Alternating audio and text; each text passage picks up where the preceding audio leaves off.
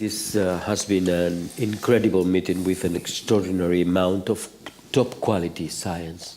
The numbers are also very, very nice. We have record-breaking numbers. So this is the largest ESMO meeting, or even the largest cancer meeting ever had in Europe, with 20,522 participants. So this is more than 700 more than the one we got in Madrid 2 years ago. And is when we consider the top countries for attending delegates, US is the first one with 2,300. France is the second one, 1,400. UK, 1,200. Germany, 1,000. Spain, 800. Switzerland, 700. Italy, 700. China, almost 700. Japan, almost 600. And Denmark, 425. So we already commented to you that we got 47 late-breaking abstracts, 11 of them presented at the 3 presidential sessions, 600 top-quality posters. The major submitters were US, Italy, Spain, France, and Japan. Concomitantly with the meeting, we've got several publications in major journals. 6 of our presidential abstracts were published concomitantly in the New England Journal of Medicine, 2 in Lancet Oncology, and 1 in JAMA Oncology. But for me, it's not only record-breaking numbers, but record-breaking also in the quality and the impact of these abstracts in clinical practice. We have good news for unmet needs in ovarian cancer, in lung cancer, mainly immunotherapy, but not only immunotherapy, really. Renal cell carcinoma. Yesterday was presented the first trial in which targeted therapy is improving survival, improving outcomes of patients after resection of renal cell carcinoma. Nice data on sarcoma, breast cancer, and other diseases. So, in general, I think we are satisfied with the outcome of the meeting, because I think it has been a good platform where science has been discussed, and some very positive message for the clinical practice have been delivered, and I think physicians will take them very clearly for the near future. So that's my summary. Thank you. Thanks. I will maybe let you the final word. It's very important to me. I will just maybe summarize with you some of the key points and key aspects of this meeting for the ESMO. So I think first of all, this ESMO meeting was kind of putting a very important accent on immunotherapy, because it has really changed as medical oncologists. I think changed our landscape and our way to work and to anticipate the future for the profession, but also for the patients. So I think in a glimpse, it is something which really is in the mind of every delegate leaving the meeting. It's a hope we have in these new treatments. Beyond immunotherapy, I would say targeted therapy, personalized medicine in general. It was kind of a word we are using meeting after meeting, but in this meeting, it became extremely present, biomarker, predicting, and selected patient for a huge benefit. In terms of ESMO, we of course would like to present always such data, but the patients remain the center of our preoccupation in general, and that's also why in one of the presidential sessions we have decided to move an abstract dealing with quality of life and patient-related outcomes, because beyond the pure result in terms of survival, this aspect of how patients do manage with these new drugs and go through all these treatments we propose is extremely important.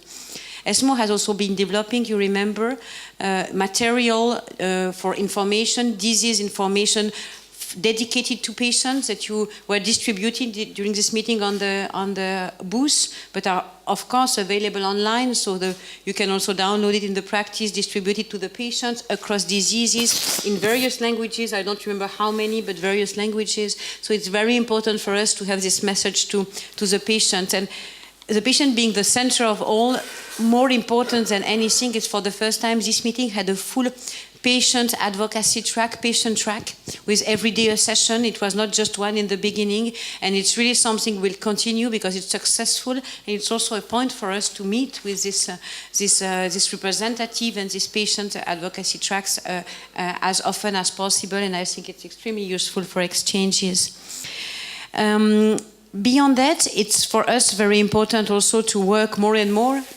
And we have been more and more active in policy, in being contributing in health-related policy, oncology policy. And the main topic you have heard at the opening ceremony by Josep Tabernero that we have now in mind is the accessibility of all these new agents, immunotherapy in particular, to the wider, larger number of patients as possible. And as an organization, we are not politicians, we are an organization member-based. We have been working on that and made some efforts to try to move the field. I think first we have to quote the MCBS, the Magnitude of Benefit Clinical Scale, which will help the countries and authorities to prioritize probably what is really needed for our patients. We have created a whole set of surveys to be able to observe over time and geographically what is available and where, in order to make and prioritize our action at different levels. And to do so, we have also been creating many collaborations with international and national organizations. I'm thinking about, of course, WHO, but also ASCO was very present here, and lots of national societies are partners with us in trying to help for accessibility to anti-cancer drugs. For example, in this meeting, we had really a wide range of collaborations, including China. So we're really working in a field which is moving internationally in trying to collaborate on this very important topic. Very important note, I was told to remind you about the questionnaire, the survey about how we can improve the collaboration with you and to work with you for the next meeting. And before I give you the final word, I would like to welcome you and hope we're going to meet in the next ESMO events. So in 2017, you know, it's going to be in Madrid again. We liked Madrid a lot when we went there the last time. So it's a colorful place, and the convention center is really very convenient. We'll be in Madrid, but there are also upcoming ESMO events. We'll be in Lausanne, where the Ludwig Institute is, in November for the immuno-oncology meeting. We will be in Milan for the urological meeting in November too. We'll be in Milan again in November for rare cancers, and the ESMO Asia will take place in December in Singapore, and many other next year. But this is the remaining events, quite a lot for this year, and the ESMO Madrid next year. So with this, I thank you for your attention, and maybe you can close this conference. Yes, so I think I'm on with this one. Thank you. Yes, I'm also very happy with this conference. I think it's been a very successful meeting. First of all, for the patients. So I think now we are very busy because we had so many practice-changing results. So we need to go back to our patients now and make sure that we can implement these changes very quickly. But I'm also happy that it has been successful in the way that it has been a record with the number of delegates and presentations, and I know that Copenhagen has been pressed very hard, and also Bella Center, but I think that we managed almost, and I've been very happy with the collaboration with ESMO. I'm sure that the next meeting in Madrid will set new records, because there are so many exciting new science going on. We can see this. So I'm very much looking forward to this. Beside learning from new, better practice and science. I'm also happy that we have the chance to present the Danish model about our cancer plans and the collaboration with the stakeholders in Denmark, the politicians. I think it's very important that the politicians has a very strong focus on cancer in order to prioritize resources for this in collaboration with the scientific societies and the patients. And I think that's the last word from me. Thanks a lot. Do you have any questions or do you have any comments also? Would be welcome for us right now.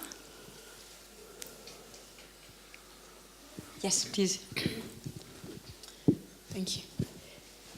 Financial toxicity is quite a problem at the moment. I come from France, and it's an issue, and we have lots of conferences to speak about it. So I know that ESMO worked on it, but what will you do in the following years to improve this? Because we know that it will be a big problem to pay this immunotherapy and others. Well, you know, one of the active working group of ESMO is the cancer medicine working group.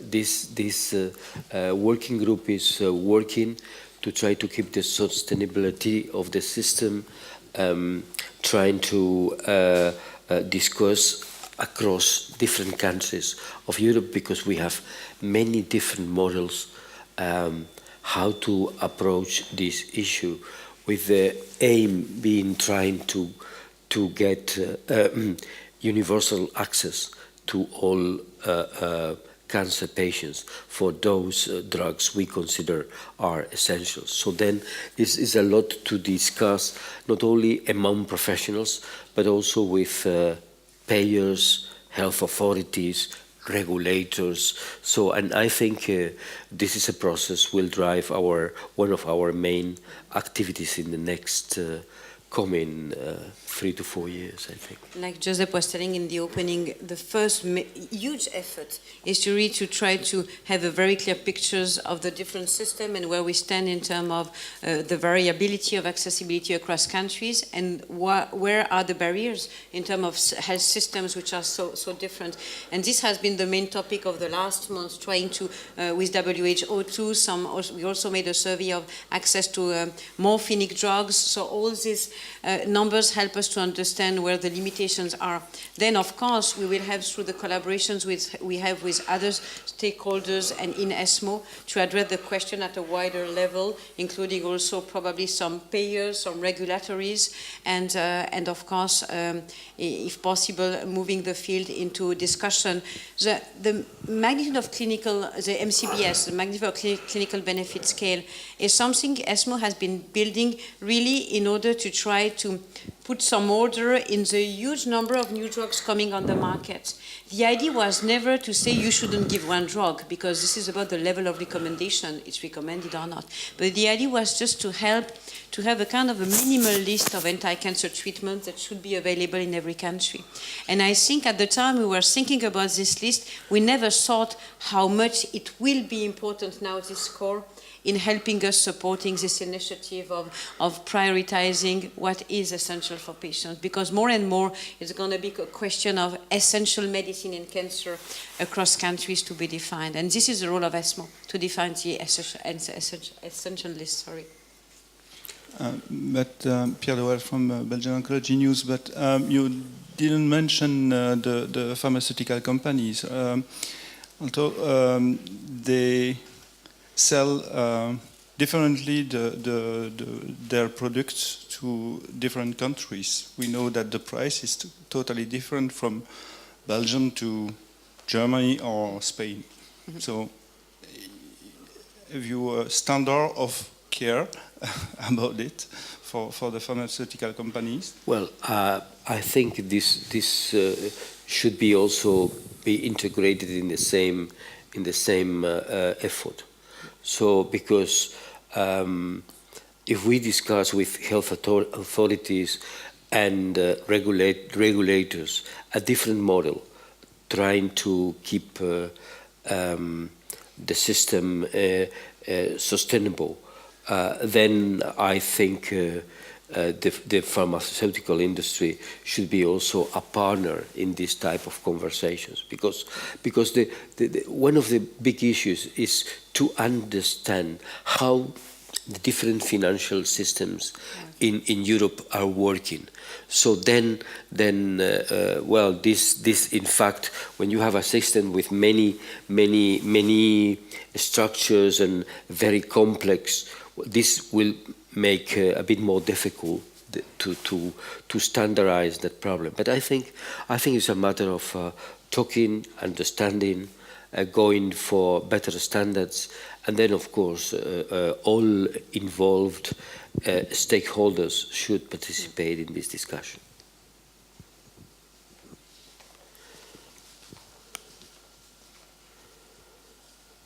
What will be interesting in this evaluation of the cost, it was discussed in by two or three discussants, is in the perspective on the new drugs, we never look at the indirect, I would say, effects of having a more active drug in a field. I'm thinking about immunotherapy in melanoma, for example.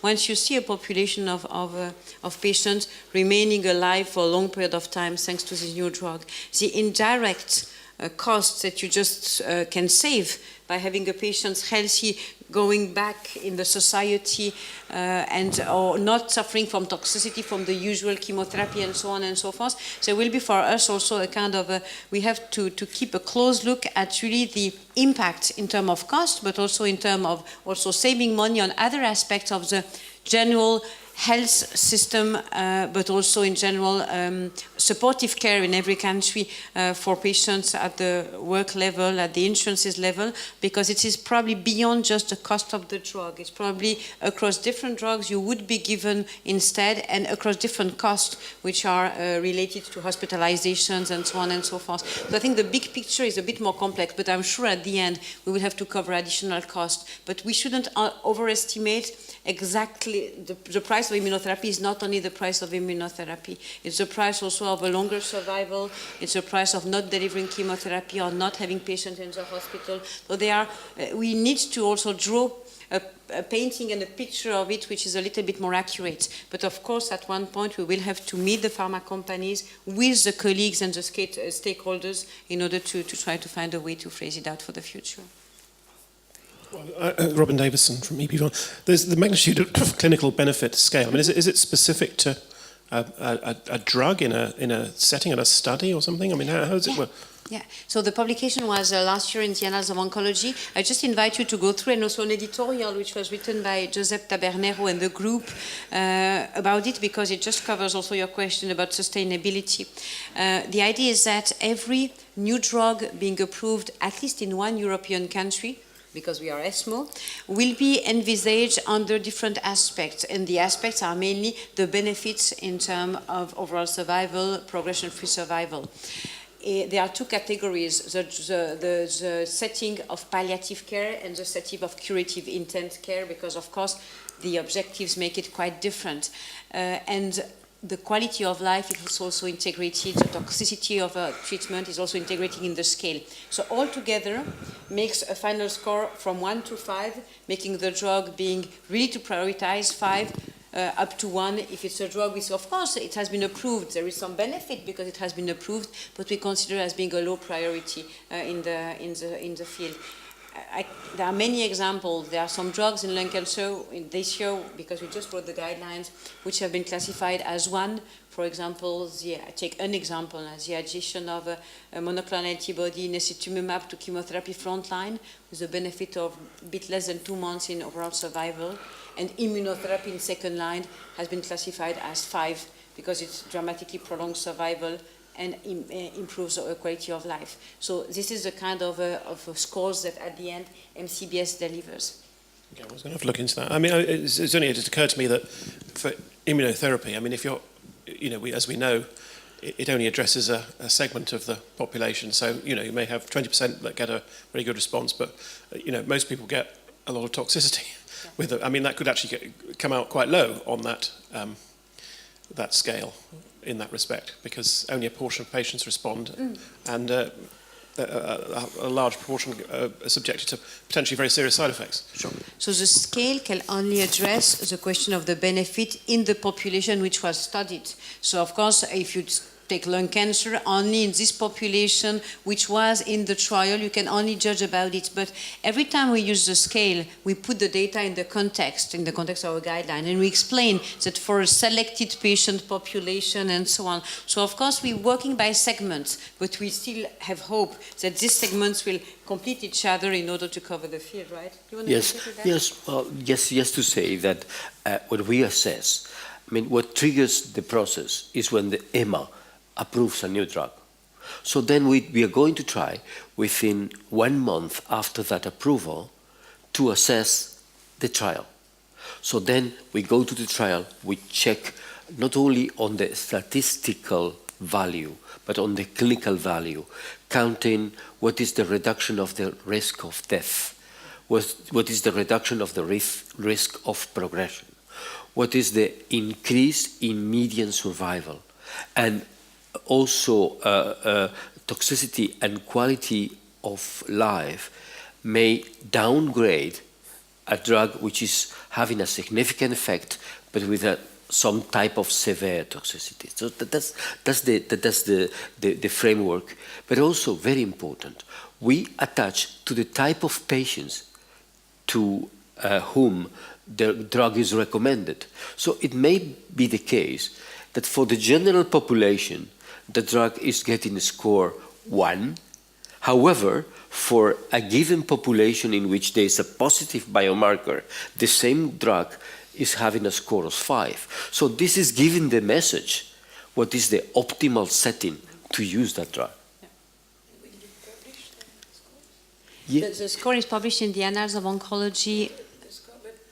The score too. When you do the work for one drug, do you publish the... Exactly. So we published we will introduce the MCBS score in the every guideline, and you want for example, we just finished the ESMO guideline on lung cancer, and one of the immunotherapy compound, the pembrolizumab, was tested in a wide population and in a selected subgroup in this trial, and we had a score of 3 for the large population and a score of 5 for the selected subgroup. So we just write both in the guideline, telling that for the whole population the benefit is 3, for the selected group is 5. So it really helps for a rapid reading through the results to select the patients for the treatment. What is something new we've just started is, if you go to our web, www.esmo.org,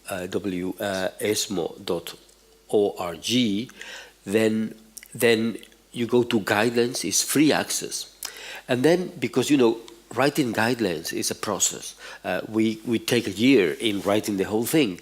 So then we have something that we call electronic update. So when the scoring is done on a new drug, perhaps that guideline was done 2 years ago and is not going to be renewed next year. So then we put immediately, when you go to the melanoma or to the lung cancer or to the gastric cancer, then you can find a signal that there is an electronic update.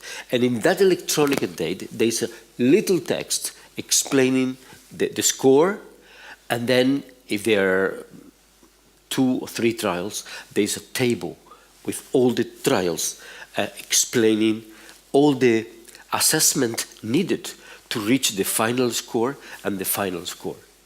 So it's very transparent. The scoring is explained really at Yes, every level. yes. So the pharma companies, but every investigator can look at it to understand. Okay. So after this meeting, we'll have to do quite a lot of updates in some months from now. Yeah. We will have 5 or 6 updates. We decided that what triggers our decision is EMA. When EMA approves a drug, we go ahead. Mm-hmm. And how many drugs did you score?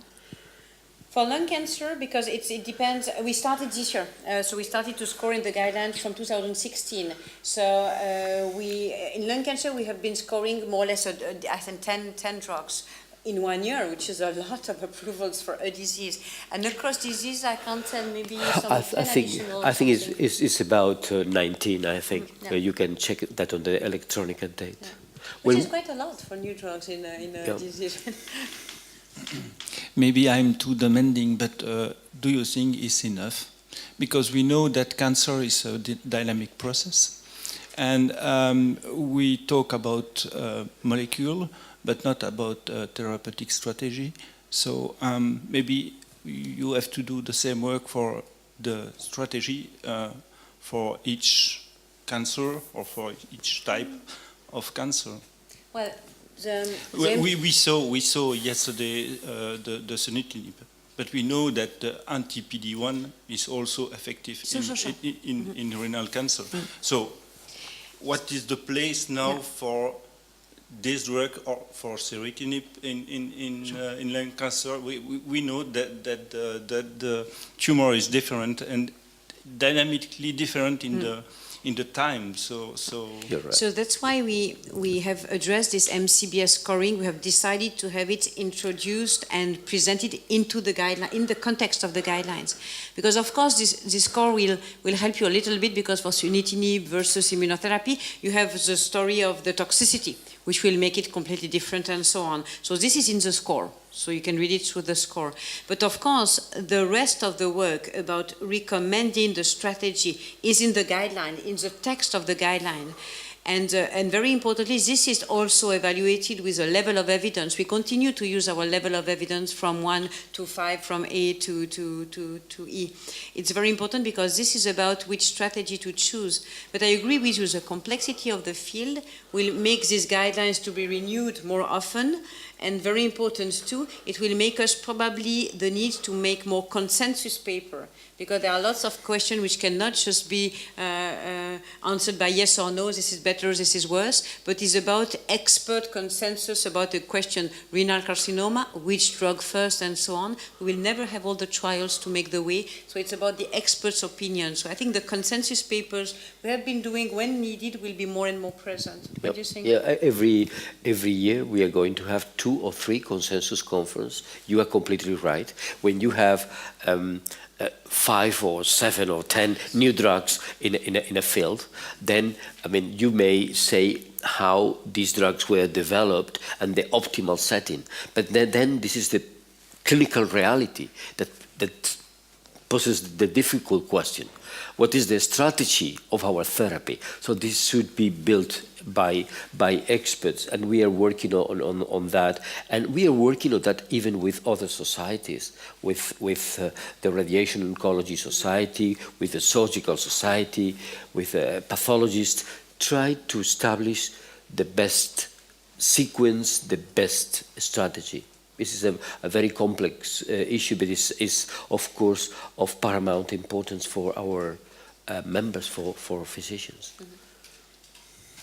And after that, you have also to communicate to oncologists who have to follow this recommendation, and that is the work. No, but you are right. But I mean, I think we've been extremely successful in doing that, because we publish our short version guidelines and the conferences. No, let me tell you something. You know how many downloads we got last year in our guidelines? 1 million, and this was 10 times higher than 2012. So that means that we are communicating. First, people know that ESMO as a society, as a professional society, is working on that. And then we are transmitting that to the people, and people are sensitive to that message. So I'm not telling you that people are using this because we saw downloads, but if people are downloading our papers, our messages, this is another way of checking that they are worried about this strategy to follow, and they more or less follow our advice. And it is amazing. It's like the Congress. Our first group, our first country in using these downloads is US.